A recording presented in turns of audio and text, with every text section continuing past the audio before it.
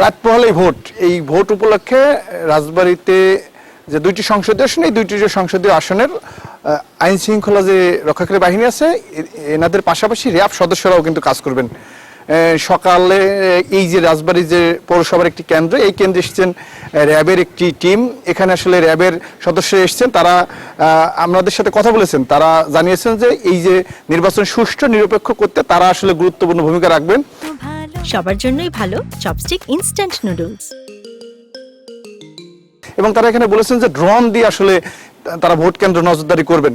নির্বাচনের সময় সুষ্ঠু ভোট গ্রহণের জন্য তারা খুবই গুরুত্বের সাথে কাজ করবেন এবং ভোটের পরে সহিংসতা রোধেও কিন্তু তারা যৌথ বাহিনীর সাথে কাজ করবেন। এখানে র্যাবের যিনি আসেন তার সাথে আমরা একটু সংক্ষেপে ছোট্ট করে একটু জানতে চাই যে এই যে নিরাপত্তা নিয়ে আসলে আপনাদের প্রস্তুতি কি? ধন্যবাদ আপনাকে প্রশ্নটি করার জন্য। নিরাপত্তা নিয়ে র্যাব আমরা সর্বোচ্চ সতর্ক অবস্থানে আছি। আমরা জানেন যে সিপিসি 3 যে র্যাব 10-এর একটা ক্যাম্প, সেটা সাধারণ নর্মালি আমরা ফরিদপুর এবং রাজবাড়ী দুটো জেলা আমরা এখানে আমরা নিরাপত্তা কার্যক্রম দিয়ে আসতাম। বাট নির্বাচনকে কেন্দ্র করে আমরা এখানে এটা একটা অস্থায়ী ক্যাম্প হর্টিকালচার সেন্টার অলরেডি আমরা স্থাপন করেছি। এখানে একজন আমাদের অফিসারের নেতৃত্বে এখানে আমাদের ফোর্স মোতায়েন করা হয়েছে। আর পাশাপাশি আপনারা যদি দেখেন এই যে ড্রোনের মাধ্যমে আমরা আমাদের বিভিন্ন কেন্দ্রে বা গুরুত্বপূর্ণ স্থানে সেখানে আমরা আইনগত সহায়তা বা আইন শৃঙ্খলা সমুন্নত রাখার জন্য আমরা সর্বোচ্চ চেষ্টা করব। ভোটের পরে আসলে আপনাদের কি অবস্থানে থাকবেন?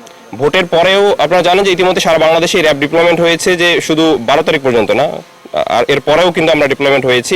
সো এখানে যদি ভোটের পরেও যদি কোনো ধরনের কোনো নাশকতামূলক কর্মকাণ্ড বা কোনো ধরনের আইন শৃঙ্খলা পরিপন্থী কোনো কাজ হয়ে থাকে, দেন আমরা সেগুলোর ব্যাপারেও তাৎক্ষণিক এবং কঠোর ব্যবস্থা নিব। এই যে এবারে যে শান্তিপূর্ণ ভোট গ্রহণের পরিবেশ, এই পরিবেশ আসলে এরই মাঝে কিন্তু মানুষের মধ্যে স্বস্তি ফিরে এসেছে দীর্ঘদিন পরে একটি সুষ্ঠু শান্তিপূর্ণ ভোট। এই র্যাব সদস্য যারা ছিলেন যে তারা আরও বেশ কয়েকটি কেন্দ্রে যাবেন এবং সেই কেন্দ্রগুলো তারা পরিদর্শন করবেন। তো বাংলাদেশ প্রতিদিনের ডিজিটাল বিভাগ থেকে এই ছিল আমার কাছে সবশেষ।